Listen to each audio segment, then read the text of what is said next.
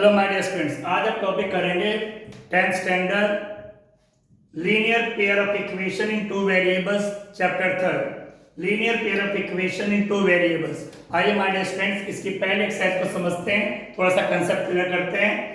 Standard form of linear equation in two variables, अगर कोई equation है वो लीनियर है, जैसे कि ये है, तो लीनियर इक्वेशन का मतलब है डिग्री 1 x की पावर 1। अगर x के ऊपर पावर 1 है, x के ऊपर पावर 1 है तो वो लीनियर है। तो ये लीनियर है और इक्वल का साइन है, तो ये इक्वेशन है। वेरिएबल 2 है, एक x और y, तो 2 वेरिएबल है।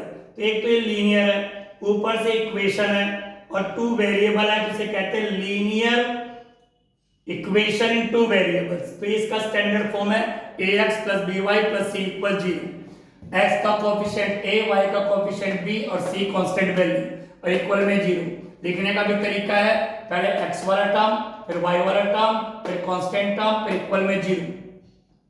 हमारे कोर्स में pair of linear equation, my dear student, pair इसलिए दिया है क्योंकि 2 वेरिएबल्स है x और y।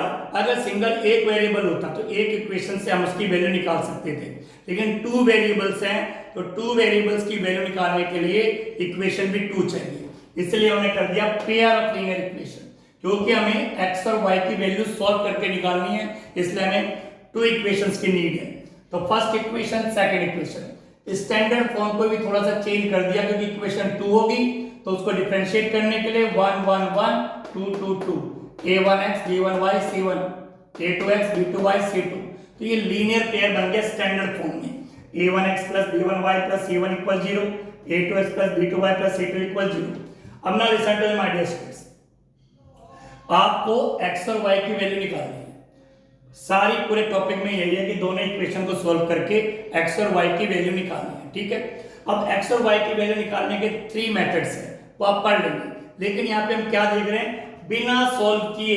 फॉर एग्जांपल ये आपको 2 इक्वेशन दी थी, ये पेयर दे दिया लीनियर इक्वेशन का, आकाश को सॉल्व करो तो x और y का वैल्यू निकालोगे, लेकिन आप वैल्यू निकाले बिना ही ये पता लगाना चाहते हैं कि सॉल्यूशन होगा कैसे, x और y की वैल्यू क्या क्या आ सकती हैं, आ भी सकती है नहीं, सॉल्यूशन होगा भी या नहीं, ठीक है। तो उसके लिए आपको थोड़ा सा ये इसको माइंड में रखना पड़ेगा कि नेचर ऑफ सॉल्यूशन, सॉल्यूशन का नेचर क्या होगा बिना सॉल्व किए। तो उसके लिए आपको रेशियो देखना माय डियर स्टूडेंट्स। ये जो x का कोएफिशिएंट है इनका रेशियो निकालिए a1/a2, फिर b1/b2 का रेशियो निकालिए। फॉर एग्जांपल ये है या ये है, तो आप देखिए a1/a2 5/7, b1/b2 -4/6। y के साथ जो वैल्यू होती है b है, तो ये b1 है, ये b2 है। अब देखिए आप 2 की टेबल से डिविजिबल है, ये दोनों रेशियो इक्वल नहीं है, ये 5/7 है, ये -2/3 है। तो अगर दोनों रेशियो इक्वल नहीं हो तो यूनिक सॉल्यूशन होता है माय डियर स्टूडेंट्स, पहले से पता चल गया। सिर्फ रेशियो निकालना, आपने कोएफिशिएंट का रेशियो निकालना है, ये इनका a1/a2 b1/b2 रेशियो निकालना है। अगर ये दोनों रेशियो इक्वल नहीं है तो इसका रेशियो निकालने की जरूरत नहीं है। अगर a1/a2 b1/b2 इक्वल नहीं है तो हमें पता चल गया यूनिक सॉल्यूशन है। यूनिक सॉल्यूशन का मतलब है एग्जैक्टली वन सॉल्यूशन, मतलब x की भी कोई एक वैल्यू आएगी, y की भी कोई एक वैल्यू आएगी, यानी हम इक्वेशन को सॉल्व करके x और y की वैल्यू निकाल सकते हैं, यूनिक सॉल्यूशन। दूसरा, अगर ये दोनों इक्वल आ गए तो फिर तो यूनिक होने का नहीं, तो फिर आप तीनों सॉल्यूशन निकालेंगे, a1/a2 b1/b2 c1/c2, आप तीनों सॉल्यूशन निकालेंगे। फॉर एग्जांपल इसमें देखिए क्या है, 9/18, 3/6 और 12/24, a1/a2 b1/b2 c1/c2 रेशियो। तो 9 1 9 9 2 18, 3 1 3 3 2 6, 12 1 12, तीनों ही इक्वल आ गए। अगर तीनों ही ratio my dear students equal आते हैं तो इनफिनिटली मैनी सॉल्यूशंस है, आपको पहले ही पता चल गया इनफिनिटली मैनी सॉल्यूशन। अगर तीनों ही रेशियो इक्वल आते हैं इनफिनिटली मैनी सॉल्यूशन। तो अगर a1/a2 इक्वल नॉट b1/b2 तो यूनिक सॉल्यूशन है, एक सॉल्यूशन आएगा, x की भी कोई एक वैल्यू, y की भी कोई एक वैल्यू। लेकिन अगर तीनों रेशियो इक्वल है तो इनफिनिटली मैनी सॉल्यूशंस आएगा, बहुत सारे सॉल्यूशंस आएंगे। एक्स की बहुत सारी वैल्यू, वाई की वैल्यू बहुत सारी वैल्यू होंगी, बट हम सॉल्व नहीं कर पाएंगे। ठीक, तो ये हम चेक कर लेते हैं आराम से, मुजबानी ओरली चेक हो जाता है। तीसरा है कि अगर ये दो रेशियो इक्वल है, ये और ये इक्वल है, लेकिन C1/C2 इन दोनों के इक्वल नहीं है। फॉर एग्जांपल अगर आप इसको देखें 6/2 -3/-1 A1/A2 B1 -3 साइन के साथ B1 -3 B1 और B2 -1, y का कोफिशिएंट 1 होगा, b जो है कोफिशिएंट है -1, और C1/C2 माइनस कैंसल, 2 3 जा 6, तो 3/1 3/1 10/9, ये दोनों रेशियो इक्वल है, लेकिन ये इक्वल नहीं है। तो अगर दो रेशियो इक्वल है A1/A2 इक्वल B1/B2, तीसरा रेशियो इक्वल नहीं है, तो आप समझ लो नो सॉल्यूशन, कोई आंसर नहीं आएगा। आप कोई भी मेथड अप्लाई करेंगे तीनों में से ना x की वैल्यू आप निकाल पाएंगे ना y की वैल्यू निकाल पाएंगे, आपका टाइम वेस्ट होगा। तो बेटर ये है एक बार फटाफट रेशियो को आप ओरली देख लो कि सॉल्यूशन है भी या नहीं। अगर दोनों A1/A2 B1/B2 इक्वल नहीं है, यूनिक सॉल्यूशन है। तीनों इक्वल है, इनफिनिटली मैनी सॉल्यूशन है। दो इक्वल है, तीसरा इक्वल है, नो सॉल्यूशन है। ना आगे देखते हैं, जैसे लीनियर इक्वेशन है, ये तो आपको पता चला सॉल्यूशन कैसे होंगे, लेकिन अगर आप इनके ग्राफ बनाओगे तो माय डियर फ्रेंड्स, अगर यूनिक सॉल्यूशन है, ये है कंडीशन, और यूनिक सॉल्यूशन है मतलब x की भी कोई एक वैल्यू है और y की भी कोई एक वैल्यू है, तो क्या कैसे ग्राफ आएंगे आप सबको पता होना चाहिए। ये लीनियर इक्वेशन है, अगर मैं इसका ग्राफ बनाता हूं तो स्ट्रेट लाइन आती है। लीनियर इक्वेशन का ग्राफ एक स्ट्रेट लाइन आती है हमेशा। यहाँ पे दो लीनियर इक्वेशन है, 2 है, तो दो ग्राफ आएंगे, दोनों स्ट्रेट लाइन आएंगे। लेकिन अगर यूनिक सॉल्यूशन है तो 100% स्ट्रेट लाइन इस तरह आएंगी। अगर यूनिक सॉल्यूशन है, x की भी कोई एक वैल्यू है, y की भी कोई एक वैल्यू है, ये कंडीशन है, तो जब आप ग्राफ खींचोगे तो इंटरसेक्टिंग लाइंस आएंगे at one point. Intersecting lines at one point, दो स्ट्रेट लाइंस आएंगे, दोनों एक पॉइंट पर कट करेंगी, एक पॉइंट पर इंटरसेक्ट करेंगी, वो सॉल्यूशन होगा। x की कोई एक वैल्यू, y की कोई एक वैल्यू होगी, तो आप यहाँ पे आराम से x y की वैल्यू निकाल सकते हैं। तो अगर यूनिक सॉल्यूशन है तो ग्राफ कैसा होगा, intersecting lines at one point. लेकिन अगर तीनों ही रेशियो इक्वल है, इनफिनिटली मैनी सॉल्यूशन है, बहुत सारे सॉल्यूशन है, जैसे कि इस कंडीशन में है, ये आपको दो इक्वेशन दे दी, आपसे पूछा होता उसका ग्राफ कैसे होगा, आप फटाफट इसका रेशियो निकालोगे, तीनों रेशियो इक्वल आ गए।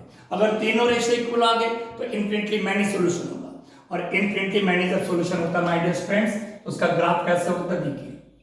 उसका ग्राफ होता है, मान लो पहली इक्वेशन का आपने ग्राफ खींच दिया, यह आ गया AB, स्ट्रेट लाइन आ गई। सेकंड लाइन जो आपके पास ही है, सेकंड इक्वेशन, उसका आप ग्राफ खींचेंगे तो वो कैसे आएगा, CD, यानी AB और ये CD लाइन के ऊपर लाइन, को इंसिडेंट लाइंस, जो दो लाइनें आएंगी वो दोनों लाइनें एक दूसरे के ऊपर एक दूसरे को हाइड करेंगे। तो अगर तीनों रेशियो इक्वल है तो इनफिनिटली मैनी सॉल्यूशंस, यानी दोनों लाइन एक दूसरे को बहुत सारे पॉइंट पे इंटरसेक्ट करेंगे, मतलब लाइन के ऊपर लाइन आएंगी, जिसे कहते हैं को इंसिडेंट लाइंस। को इंसिडेंट लाइन के ऊपर लाइन मतलब इनफिनिटली मैनी सॉल्यूशंस, मतलब तीनों रेशियो इक्वल। अगर थर्ड कंडीशन आती है नो सॉल्यूशन वाली, कि दो रेशियो इक्वल है, तीसरा इक्वल नहीं, तो नो सॉल्यूशन है। जब सॉल्यूशन ही नहीं है और हम ग्राफ खींचेंगे, जैसे इसमें है कि इन दोनों का दोनों रेशियो इक्वल है, तीसरा इक्वल नहीं, तो नो सॉल्यूशन है। तो नो सॉल्यूशन मतलब x की कोई वैल्यू आनी नहीं, y की भी कोई वैल्यू नहीं आनी।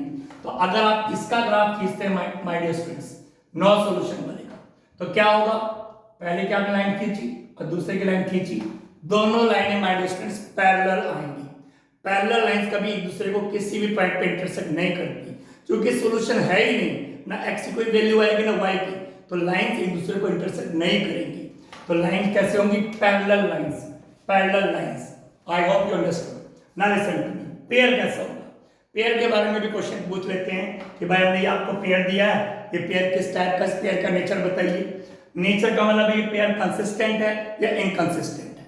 तो माय डियर फ्रेंड्स, अगर सॉल्यूशन है तो कंसिस्टेंट पेयर है, अगर सॉल्यूशन नहीं है तो इनकंसिस्टेंट पेयर है। तो अब आप चेक करके रेशियो निकाल के देख सकते हैं। अगर यूनिक सॉल्यूशन आया तो कंसिस्टेंट पेयर, क्योंकि सॉल्यूशन तो है, x की कोई वैल्यू आएगी, y की भी कोई वैल्यू। अगर इन्फिनिटली मैनी सॉल्यूशंस है बहुत सारे सॉल्यूशन निकलेंगे, तो सॉल्यूशन तो है ना, ये भी कंसिस्टेंट पेयर। लेकिन अगर नो सॉल्यूशन है तो inconsistent pair. I hope you understood this point. Now listen to me. आपके सामने माय डियर स्टूडेंट्स अब उन्होंने क्वेश्चन दिया है एक्सरसाइज 3.1 का क्वेश्चन नंबर 2। क्या पूछ रहे हैं? Which pair represent parallel lines. इनमें से कौन सा पेयर है जो पैरेलल लाइंस को रिप्रेजेंट करेगा, या कोइंसिडेंट लाइंस को रिप्रेजेंट करेगा, या intersecting lines at one point को रिप्रेजेंट करेगा। कुछ नहीं करना, रेशियो निकाल लिया। सबसे पहले ए का माय डियर स्टूडेंट्स 5/7 -4/6 और 8/-9। ठीक है, आपने C1/C2 भी निकाले, वैसे इसकी जरूरत नहीं है आपको। तो आपने A1/A2 B1/B2 2 2 जा 4 2 3 जा my dear students not equal. A1/A2 is not equal B1/B2, A1/A2 is not equal B1/B2। तो ये यूनिक सॉल्यूशन है my dear students, unique solution. Unique solution, दोनों रेशियो इक्वल नहीं है तो यूनिक सॉल्यूशन है। तो intersecting lines at one point, तो आपको पता चल गया इसमें आएगा intersecting lines at one point, पहले वाले में आएगा intersecting lines at one point क्योंकि यूनिक सॉल्यूशन है। अगर आप बी की बात करें माय डियर स्टूडेंट्स सी का, तो इसका रेशियो निकालेंगे तो 9/18 A1/A2 3/6 B1/B2 12/24 C1/C2। तीनों कट करेंगे माय डियर स्टूडेंट्स 1/2 1/2 1/2, तीनों रेशियो इक्वल आ गए।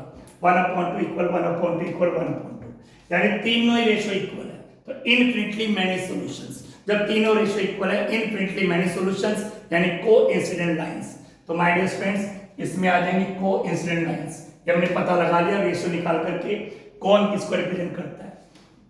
अगर आप सी की बात करते हैं माय डियर फ्रेंड्स, तो A1/A2 यानी 6/2 B1/B2 -3/-1, y का कोएफिशिएंट 1 होता है -1 और 10/9। तो माइनस से माइनस माइनस से कैंसिल हो गया, 2 की टेबल से 3 कैंसिल हो गया, तो 3/1 3/1 10/9। ये दोनों रेशियो इक्वल है, ये इक्वल नहीं है।